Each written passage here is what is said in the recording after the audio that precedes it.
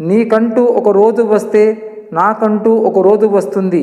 నీలా నేను అహంకారం చూపించను. డబ్బుకు నువ్వు బానిసవు, నేను కాదు. ఒక మనిషితో మాటలు పడుతున్నావంటే అది నీ చేతకానితనము కాదు, నీ సహనానికి పరీక్ష. దారి చూపేందుకు ఎవరు లేనప్పుడు నీ అనుభవమే నీకు మార్గదర్శి అవుతుంది. నమ్మకం మీ మీద ఉంచుకుంటే అది మీకు బలం అవుతుంది. వేరొకరిపై ఉంచితే అది మీ బలహీనత అవుతుంది. ఎవరో అడిగారు సమాజాన్ని ముందుకు తీసుకెళ్ళడానికి ఏం చెయ్యాలని.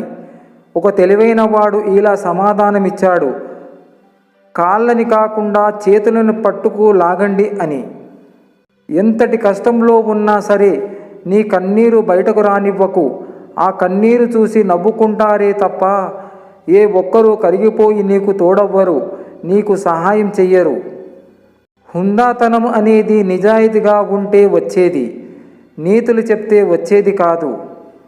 దైవంపై నమ్మకం ఉంచి మన మనస్సు నిర్మలంగా ఉండి మనస వాచ కర్మణ మనం న్యాయబద్ధంగా ఉన్నంత వరకు ఏ గ్రహాలు దుష్టశక్తులు మనల్ని ఏమీ చెయ్యలేవు. ఇదే కర్మ సిద్ధాంతం. దేవుడు కనబడితే దండం పెట్టకపోయినా పేదోడు కనబడితే అన్నం పెట్టండి. ఇదే మానవత్వం. అలవాటు పడితే అదుపు చేసుకోవడం కష్టం, కానీ ఆచరిస్తే అనుకున్నది సాధించడం కష్టం కాదు. ఊర కుక్క కూడా తనని తాను సింహమనే అనుకుంటుంది. అనుకోవడంలో తప్పులేదు, కానీ గ్రామానికి మాత్రమే అని మర్చిపోతేనే కష్టం. ఇంద్రధనస్సు ఒకేసారి 7 రంగులను చూపిస్తుంది, కానీ మనిషి మాత్రం టైంని బట్టి ఒక్కొక్క రంగును బయటకు చూపిస్తాడు. మంచితనానికి విలువ లేదు అనేది ఎంత నిజమో, మన మంచితనమే మనల్ని కాపాడుతుంది అనేది కూడా అంతే నిజం మిత్రమా. జీవితం మరియు కాలం ఈ ప్రపంచంలోనే గొప్ప గురువులు. కాలాన్ని ఎలా ఉపయోగించాలి అన్నది జీవితం నేర్పిస్తుంది. జీవితం ఎంత విలువైనదో కాలం నేర్పిస్తుంది. కొన్నాళ్ళు ఈ భూమికి అరువుగా వచ్చాం, కొన్నాళ్ళకి ఈ భూమికే ఎరువుగా మారుతాం. ఈ మధ్యలో పరువుగా బతికేద్దాం.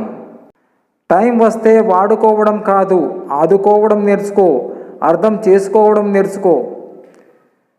నీ ప్రతిభ తెలిసిన వాళ్ళకి రుజువులు అక్కర్లేదు, నిజాయితీగా ఉంటే చాలు.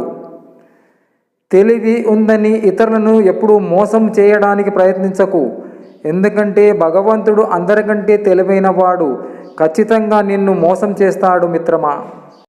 మనిషి చనిపోతే 10 మందికి తెలుస్తుంది, కానీ మనసు చనిపోతే ఎవ్వరికీ తెలియదు. జీవితం విలువ జీవితంలో గెలిచిన వాడికన్నా ఓడిన వాడికే ఎక్కువగా తెలుస్తుంది.